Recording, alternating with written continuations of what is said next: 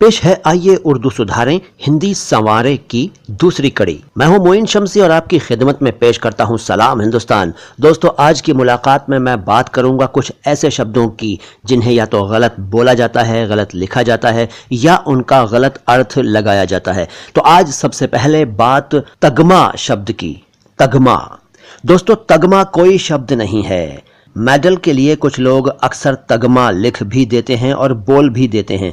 ये शब्द बिल्कुल गलत है दोस्तों। सही शब्द है तमगा। तमगा यानी म पहले, ग बाद में और ग के नीचे बिंदु। तमगा फारसी भाषा का शब्द है, मेडल इसका अर्थ है। इसी तरह से कुछ और शब्द हैं जिनको मैंने अक्सर लोगों को लिखते और बोलते देखा है। हद तो यह है कि कुछ कवि भी इन शब्दों को इस्तेमाल करते हैं अपनी कविताओं में, अपनी शेर व शायरी में। ऐसे कुछ शब्द देखिए, जज्बातों।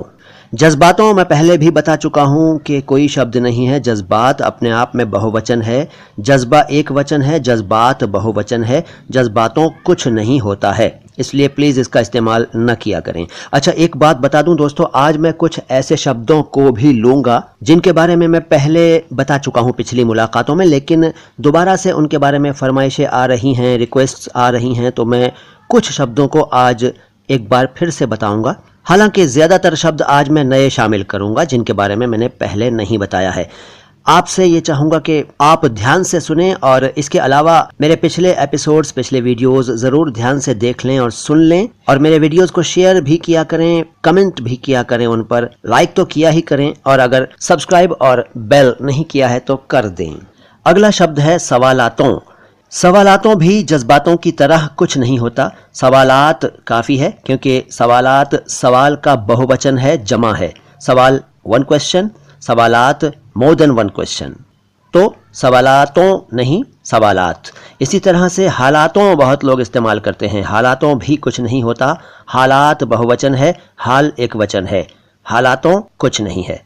फिर जिन्नातों, इस शब्द को तो मैंने उर्दू भाषी लोगों को बहुत ही बोलते और लिखते देखा है। जिन्नातों, जिन्नातों कुछ नहीं होता। देखिए, जिन होता है एक शब्द जो कि एक वचन है और इसका बहुवचन हुआ जिन्नात। जिन्नातों कुछ नहीं। इसी तरह से सामानों शब्द भी कुछ लोग इस्तेमाल करते हैं। सामानों, सामानों भी कुछ नहीं होता दोस्तों। सामान अपने आप में काफी है। असल में सामान का मतलब ही यह है कि कुछ चीजें जमा हों, एक साथ हों। सामानों कुछ नहीं होता, इसका इस्तेमाल न किया करें। ऐसे ही ख्यालातों, ख्यालात काफी है। ख्याल एक वचन, ख्यालात बहुवचन, ख्यालातों कुछ नहीं।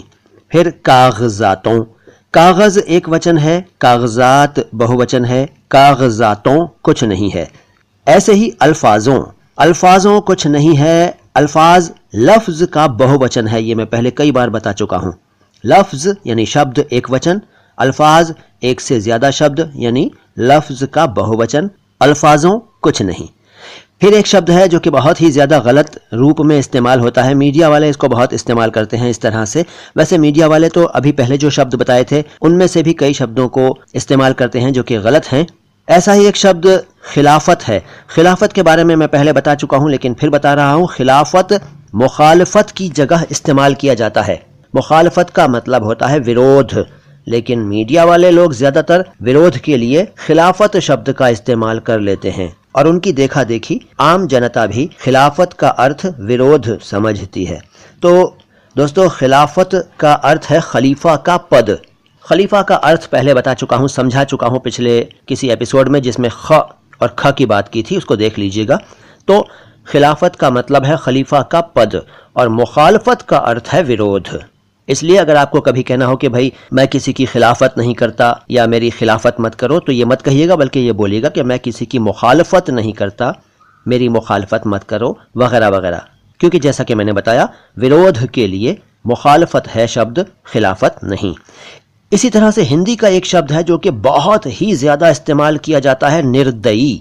निर्दयी गलत शब्द है। आप में से बहुत से लोग चौंक गए होंगे क्योंकि ये शब्द तो बहुत बड़े पैमाने पर इस्तेमाल होता है और साहित्यकार, कवि और पता नहीं कौन कौन इसको इस्तेमाल करता है। निर्दयी आमतौर पर इस्तेमाल होता है। संस्कृत से आया हुआ शब्द है, लेकिन क्या आप जानते हैं कि इसका असली रूप है निर्दय। जी हाँ, निर्दय का मतलब है जिसमें दया न हो। दयालु का विपरीत है निर्दय। निर्दयी कुछ नहीं है, निर्दय सफिशिएंट है, लेकिन अब निर्दयी चल रहा है। बहरहाल सही शब्द तो निर्दय है। इसी तरह से एक शब्द चलता है केंद्रीयकरण। केंद्रीयकरण, सेंट्रलाइजेशन, ये भी गलत शब्द है। फिर चौंक गए? बताता हूं। देखिए, इसमें से य निकाल दीजिए, यानी केंद्रीयकरण की जगह केंद्रीकरण कर लीजिए। केंद्रीकरण अब सही हो गया। दोस्तों, आज इतना ही। हालांकि शब्द और भी हैं मेरे पास, लेकिन अगली मुलाकात में बात करेंगे इस संबंध में। फिलहाल तो मोइन शम्सी को इजाजत दीजिए। बहुत जल्द आता हूं लेकर कुछ और जानकारी। सलाम हिंदुस्तान, सलामत रहे मेरा हिंदुस्तान।